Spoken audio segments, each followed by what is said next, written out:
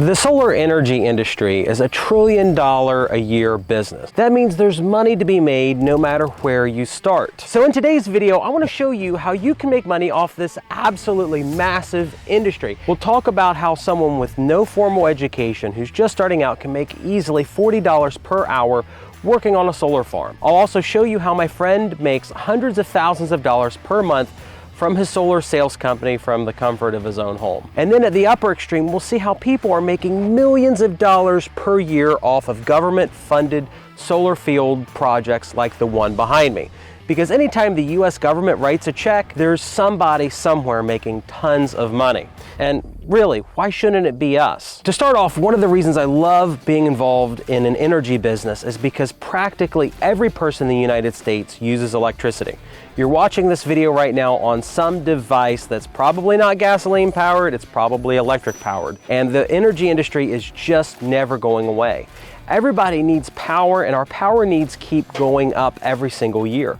All of those fancy TVs, air conditioners, and hopefully someday I'll get a Cybertruck and it'll plug into the wall too. It creates a massive, reliable revenue for anybody that can find a way to get inside that level of business. Reliable revenue streams combined with government-supported financing creates an industry that grows even when the economy's in a downturn. So that's right, all of these opportunities can make money in a recession.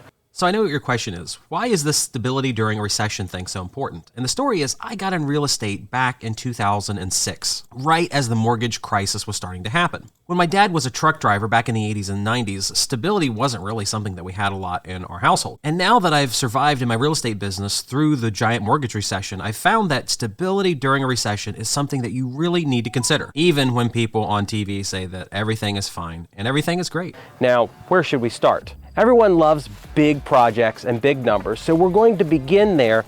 We'll talk about that all the way down to smaller opportunities. How on earth would you build a massive solar farm like the one that's sitting behind me right now? 10 years ago, I was asked to participate in something called a solar farm syndication. A syndication is where you pull a bunch of rich people together, generally who have a lot of money, so that they can invest in a big opportunity. It's called an investment fund. They saw solar farms as their big business opportunity. The farm behind me generates 274 megawatts of electricity at full sun. So here in Ohio, we average 4.15 peak solar hours of energy per day on average. The math here is pretty simple. 240,000 kilowatt hours multiplied by 4.15 solar hours per day times 10 cents per kilowatt hour of power generated ends at an amazing $113,710 per day in electricity generated. Now I know what you're asking. It has to be expensive. No one could ever do that. Well, the obvious question that you should be asking yourself whenever that comes up in your mind is somebody did it. Somebody figured out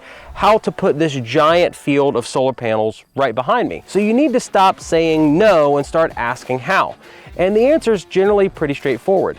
The US government has all sorts of programs to loan money to people who are investors that are wanting to do projects like this. It's what makes so many opportunities extremely lucrative. I promise guys, if you can just learn to do some level of financial math, it's like unlocking the biggest, best loot box from the game that you swear you don't play. So when I was approached to be part of a syndication, it worked like this. The federal government was offering any project that was going to be built 90% of all of the money that they needed to build a facility like the one behind me. This one cost around $400 million to build. So investors pony up 10% of the original purchase price. They're out of pocket around $40 million to build. Now, if you run this through a normal loan calculator, the payments are going to be $2.9 million per month, and the facility is making only $3.4 million per month, which should result in $500,000 worth of revenue, assuming no operating costs like local hillbillies coming out and shooting at the solar farm at night with shotguns, which I guess is a thing that people do sometimes. But that's where the magic of all these government-funded projects come in. These companies don't pay prevailing interest. They pay only 2 to 3%, and it's on a 30 to 40-year loan payback period rather than 20 years like I would pay in a private real estate investment. If you plug all those numbers in a calculator together,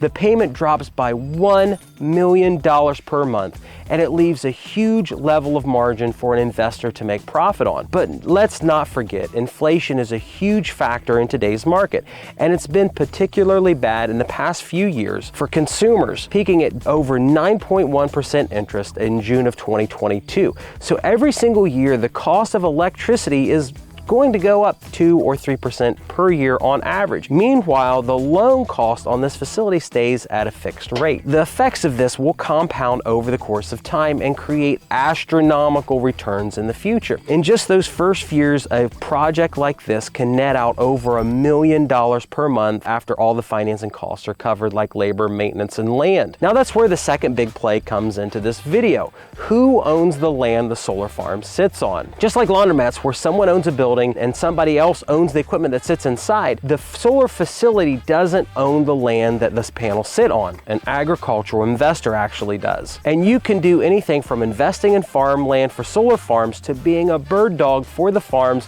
or for the companies wanting to build solar facilities here in the Midwest. Based on a few surveys I undertook in my area, these solar farms are renting anywhere from $800 to $1,200 per year in cash rent on the property. And then they go into fixed 20 to 30 year land leases. What's crazy about the fact that it's fixed rate is the fact that that evil inflation thing is going to continue to beat down on the loan costs every single year, and the cost of electricity is going to go up. Imagine now you're a bird dog on a deal between an agricultural investor and a solar farm investor, and you negotiate yourself a 1% paltry commission on the deal.